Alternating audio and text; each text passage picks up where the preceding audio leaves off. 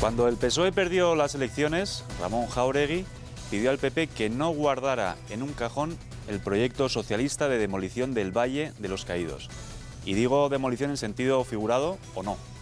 En cualquier caso, 5 millones de españoles en el paro, y a Jáuregui, que hace años se subió a un coche oficial para no bajar ya más, solo le importaba que el nuevo gobierno siguiera en el empeño de ganar una guerra para el abuelo de Zapatero. Porque en eso ha consistido la ley de la memoria histórica, y a tal propósito los socialistas no han dudado, de nuevo el sentido figurado, en envenenar la cena de los españoles. Hora es ya de pasar página a estos años de fascinación mórbida y socialista por las fosas comunes. Hora es ya de que el legislador saque sus manos del relato de la sucesión sucesiva de sucesos sucedidos sucesivamente, o sea, de la historia. Pero antes es justo, necesario y saludable poner los puntos sobre las íes. Y con este empeño, Intereconomía Televisión emite esta noche La Reconciliación bajo la Cruz, un documental sobre la verdad del Valle de los Caídos, un documental en el que todas las opiniones encuentran su apoyatura en datos y en más datos. Al término del documental seguirá un coloquio en el que participarán 3 historiadores, cuyo mejor sello de garantía es no haber formado parte del tramposo comité de expertos del Valle de los Caídos.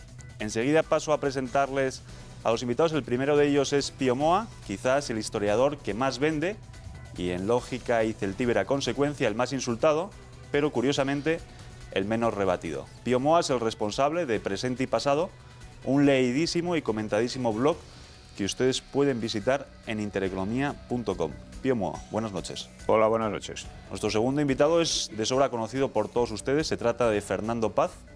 Es de sobra conocido por ustedes, lo cual me ahorra hacer una presentación del personaje, presentación que tendría que ser necesariamente elogiosa y que podría llevar a pensar a más de uno que yo soy el agiógrafo de cámara de Fernando Paz.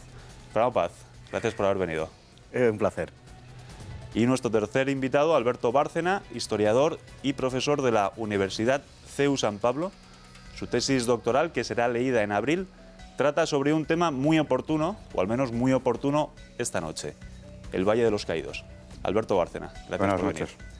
Y si a ustedes les parece, y les parece bien también a nuestros invitados, yo lo que les propongo es que veamos el documental, al que seguirá un coloquio que, con permiso de Juan Manuel de Prada, me atrevo a calificar de formidable. Así que, en palabras del gran Alfonso Arteseros, lo vemos y lo escuchamos.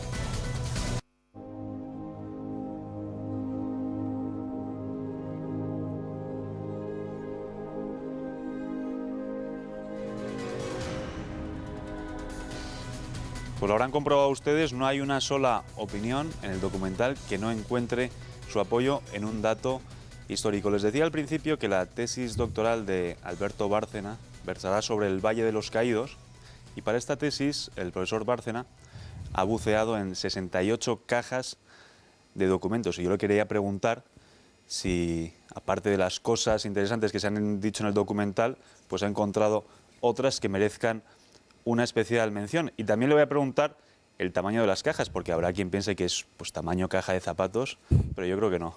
Alberto Bárcena, las 68 cajas. Primero, ¿dónde están esas cajas? En el archivo del Palacio Real de Madrid hay un fondo, Fondo Valle de los Caídos, dentro de la sección Administraciones Generales. Muchos de esos documentos no salieron nunca del Palacio Real porque, siendo como era una obra de patrimonio, o que pasó a ser de patrimonio nacional en cuanto se terminó, pues allí se presentaban los proyectos, en fin, han estado siempre allí, y otros muchos documentos venían del Valle mismo, claro, pero es toda la historia del Valle, de su construcción, desde el primer momento hasta el último, hasta la entrega de las obras ya, incluso después. Y el tamaño de las cajas, desde luego, no es una caja de zapatos, pues caben periódicos enteros, para que te hagas una idea, tamaño como mínimo, unas cajas de tamaño folio. En alguna de ellas he estado, hasta que he terminado de diseccionarla, más de un mes. ¿Y alguna cosa curiosa, como las que hemos podido ver a lo largo del documental, pero que no aparezca en el documental, algún dato sorprendente? Sí, aquí en el documental han aparecido varias anécdotas, como lo del veraneo, sí, que siempre sale a relucir porque me parece muy significativo del ambiente real que se vivió allí. Pero ayer, ordenando fichas todavía, me encontré otra en la que se hablaba de las primeras comuniones en el Valle, con datos tan chocantes como que es de junio del 47, hay unas facturas de los desayunos de los niños de primera comunión, de las ceremonias en el Valle. y hay una factura que, bueno, yo no soy un experto en economía ni en trasladar la moneda entonces, pero hay una factura de pasteles que se sirven en uno de esos desayunos, 92 pesetas con 50 céntimos del año 47, es una cantidad.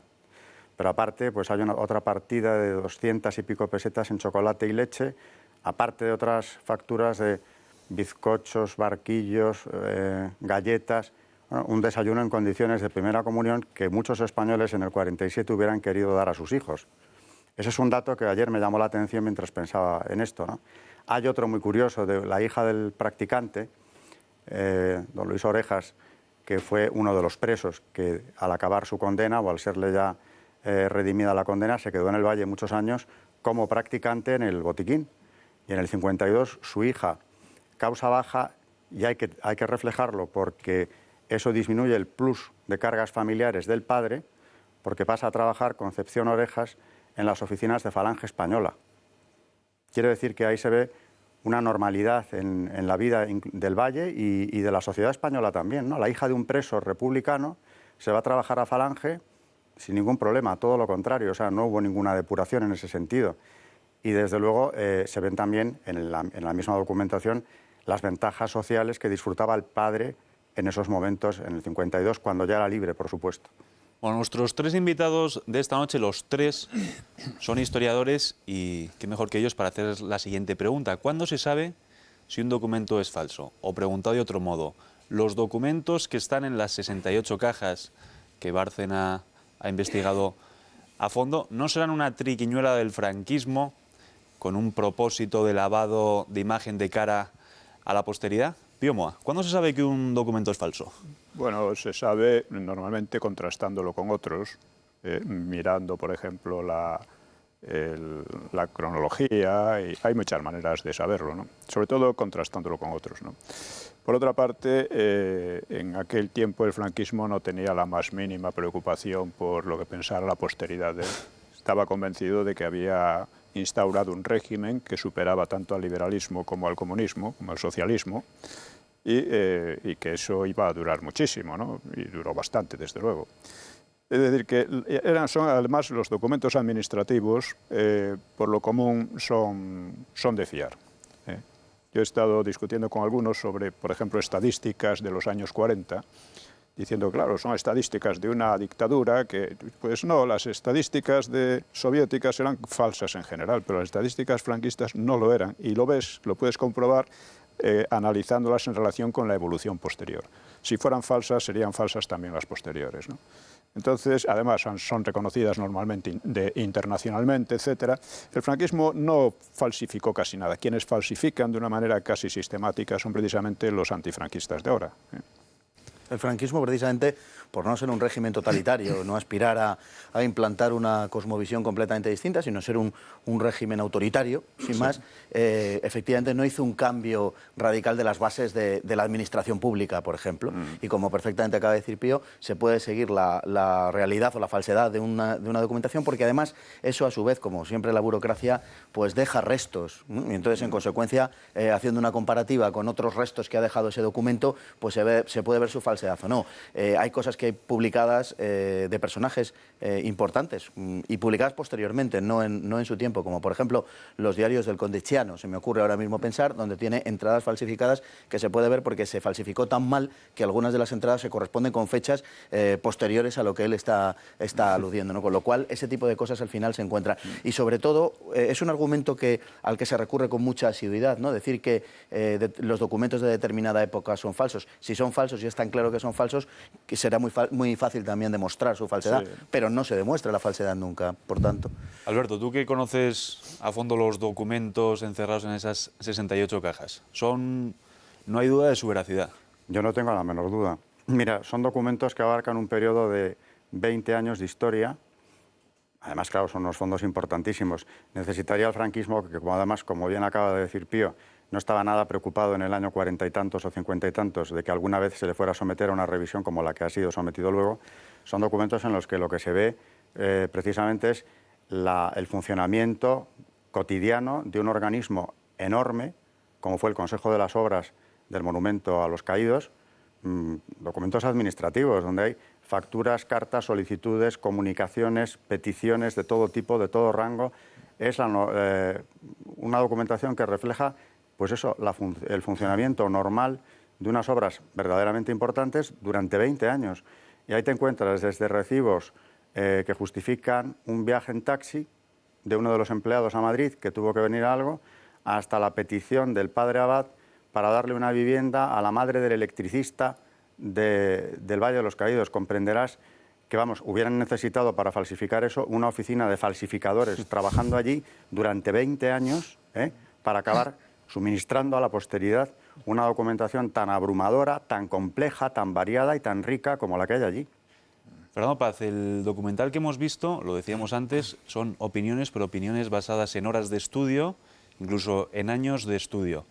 A pesar de eso, es seguro que mañana haya medios. Yo estoy pensando, por ejemplo, en un medio digital, que es un Pravda de pega, de corta y pega. Medio muy singular, ¿no? Muy singular, que van a arremeter contra nosotros por haber puesto este documental. ¿Por qué la persistencia en la mentira de determinados medios y personas? Bueno, porque ellos persiguen una finalidad fundamentalmente ideológica. No les guía desde luego en absoluto la verdad. Entre otras cosas, la ideología en la que creen niega la existencia misma de la verdad, con lo cual ya nos podemos figurar. Pero además ha sido una constante a lo largo de todo el siglo XX y por ceñirnos al siglo pasado nada más, ¿no? Es decir, los propagandistas que han detentado la hegemonía social y cultural en Europa, en Occidente, no han tenido el más mínimo rebozo a la hora de mentir. Ha habido algunos de ellos muy señalados, caso de Bertolt Brecht, por ejemplo, o más cercano el caso de Jean-Paul Sartre, donde incluso ha avisado de las barbaridades que se cometían en el sistema de campos de concentración soviético. Lo que hizo fue tapar aquellas noticias. Eso es algo que sabe todo el mundo, ¿no? Por tanto, en mi opinión, están guiados exactamente por el mismo espíritu. Es decir, no tienen ningún interés en que se sepa la verdad, simplemente hacen propaganda, no hacen otra cosa. Bueno, y aparte de la persistencia en la mentira, también en el insulto. Bueno, yo creo que cuando analizamos estas cosas, vemos las acusaciones que hacen unas personas, hay que empezar por preguntarse quiénes son esas personas. Estas personas que están atacando al Valle de los Caídos, pues son los mismos que han llevado al país a la ruina. Los mismos que han sacado a la ETA del abismo en que ellos mismos reconocen que estaban y lo han convertido en una potencia política. Los mismos que han hecho, por tanto, del asesinato un arte de la política, una manera de conseguir concesiones y avanzar políticamente. Son los mismos que se presentaban con 100 años de honradez y todos sabemos que son 100 años de corrupción, básicamente. Los mismos que tienen un historial terrorista ellos mismos, desde la República y antes, y dentro de la propia democracia como terrorismo de gobierno. Es decir, son unas personas que no tienen la más mínima autoridad moral, y sin embargo están siempre erigiéndose en fiscales de los demás, acusando, cuando tendrían que estar en el banquillo. Han dejado un país verdaderamente hecho un asco, no solo en el aspecto económico, también en el aspecto moral y en muchos más. Y lo han conseguido precisamente porque no se ha tenido suficientemente en cuenta quiénes son, cuál es su verdadero historial, etc. Hace poco en una charla parecida a estas, pues yo señalé también que el hecho de que para ellos la cruz es un estigma, es decir, ellos son ateos o ateoides, ¿no? Y recuerdo que una señora bien intencionada me dijo, hombre, no, Bono es católico, Jáuregui es católico, yo diría más bien que son fariseos. Pero sea como fuere, yo hablaba del partido en sí. En el Partido Socialista puede haber budistas, puede haber católicos o lo que sea, pero el partido en sí es ateo. Bueno, tú sabes que hay católicos practicantes, católicos no practicantes y practicantes no católicos, que es el caso de José Bono. Bueno, os decía antes que el mejor sello de garantía de los invitados de esta noche es que ninguno de ellos formó parte del comité de expertos que mandó crear Zapatero para darle un fin distinto al Valle de los Caídos, un fin distinto al fin fundacional. ¿Les gustaría saber a ustedes quiénes formaron parte de este comité de expertos? Bueno, pues quédense con nosotros, nos vamos a publicidad, pero quédense con nosotros y a la vuelta se lo vamos a contar. De verdad que la lista de personajes que forman parte de este comité no tiene desperdicio. Vamos ya con la lista de personajes que integró el fantasmagórico y tramposo comité de expertos del Valle de los Caídos. Fernando Paz. Sí, pues Fernando Paz no formó parte de ese comité. Pues como